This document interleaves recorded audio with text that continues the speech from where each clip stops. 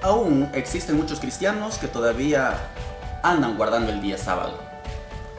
Pues te dicen que tú, como verdadero cristiano, debes guardar el día sábado. ¿Será esa la verdad? No hay que olvidar que nosotros pertenecemos ya a una nueva alianza. Hay una antigua alianza y hay una nueva alianza. Y nosotros somos cristianos y pertenecemos a la nueva alianza.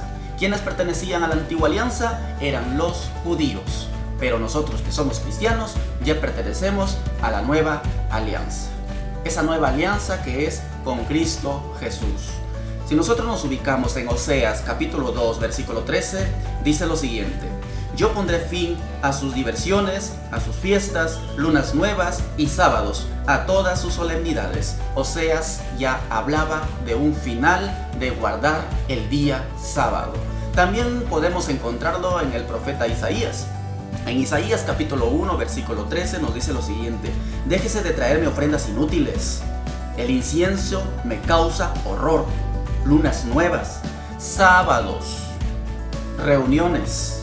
Ya no soporto más sacrificios ni fiestas.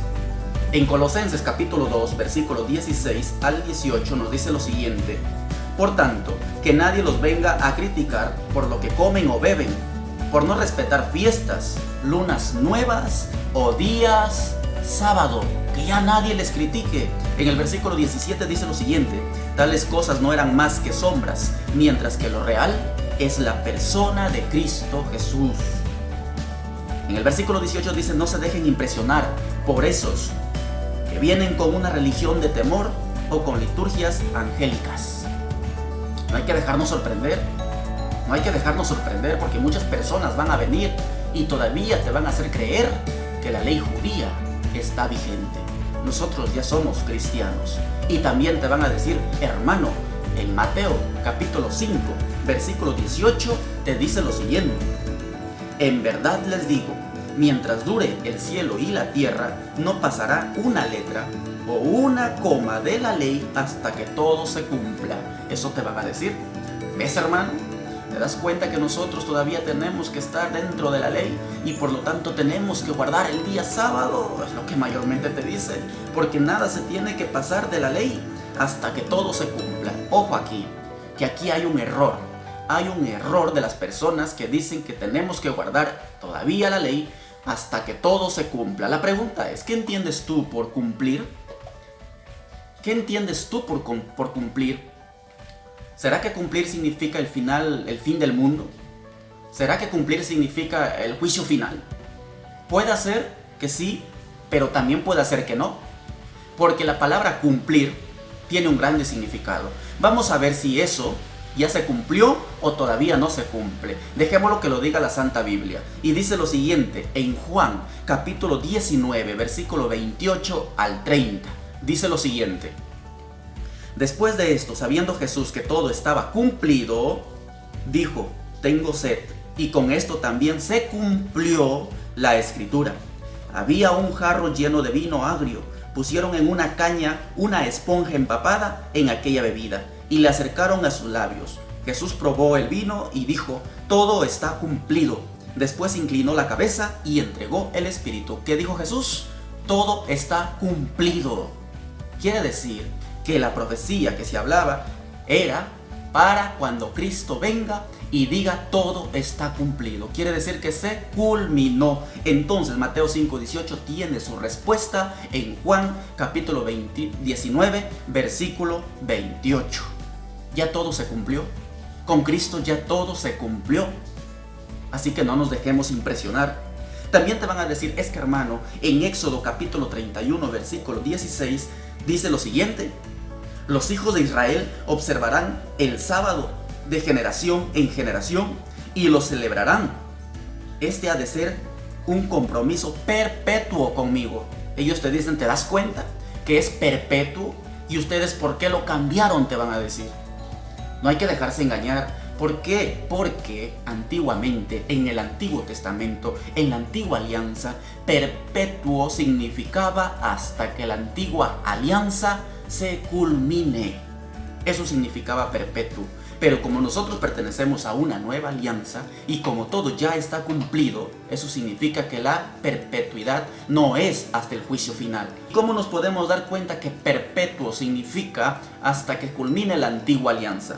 Porque en Levítico capítulo 7, versículo 36 al 37, te dice lo siguiente: esto es lo que mandó Yahvé, que las dieran a los hijos de Israel el día en que fueron consagrados.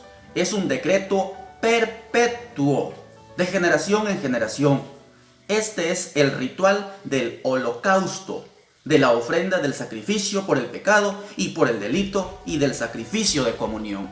Nos estamos dando cuenta acá que los holocaustos también eran perpetuos.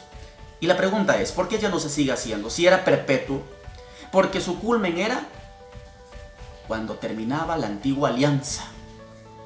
Pero nos estamos dando cuenta que en una nueva alianza ya no se hacen los holocaustos.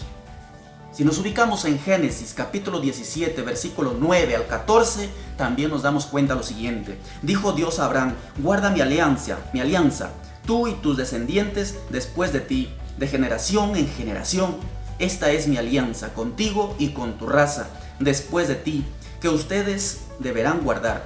Todo varón entre ustedes será circuncidado. Ustedes cortarán el prepucio y esta será la señal de la alianza entre yo y ustedes, en adelante y para siempre. Todo varón entre ustedes deberá ser circuncidado a los 8 días después de su nacimiento, tanto el nacido en tu casa como el extranjero que haya sido comprado como el esclavo. Sea que haya nacido en tu casa o haya sido comprados como esclavos, deberán ser circuncidados. Esta alianza mía grabada en la carne de ustedes es una alianza perpetua. Todo varón no circuncidado al que no se le haya cortado el prepucio será eliminado de su pueblo por haber roto mi alianza. Estamos hablando de otra alianza perpetua. ¿Qué cosa es? La circuncisión. La pregunta es, ¿por qué es que nosotros no nos circuncidamos?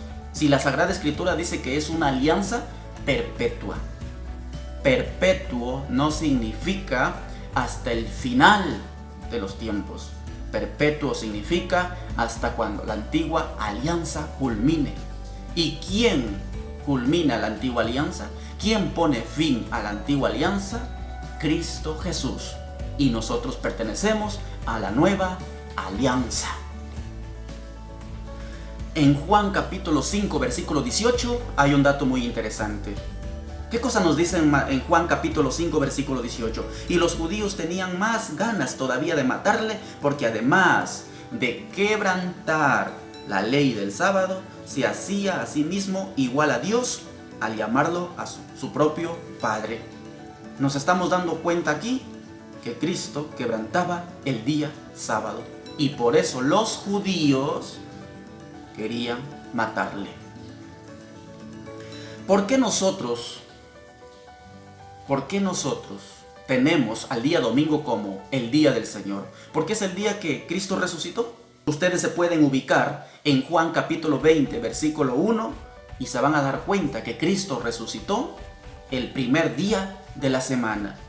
Y luego en Juan 20, 19, dice lo siguiente: ese mismo día, el primero después del sábado, los discípulos estaban reunidos por la tarde con las puertas cerradas por miedo a los judíos. Llegó Jesús y les dijo: la paz esté con ustedes. ¿Qué día?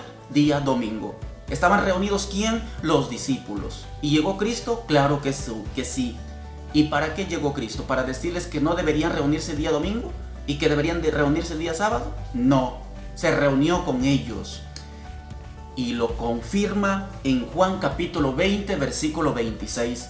Y dice lo siguiente: 8 días después, los discípulos de Jesús estaban otra vez reunidos. ¿Qué día? Domingo. Por eso dice 8 días después. Y Tomás también estaba con ellos. Estando las puertas cerradas, Jesús vino y se puso en medio de ellos. Les dijo: la paz esté con ustedes. Aquí nos estamos dando cuenta que Jesús aceptó que se reunieran el día domingo. Pero nunca en estas reuniones Cristo no estuvo de acuerdo que no se reunieran el día domingo.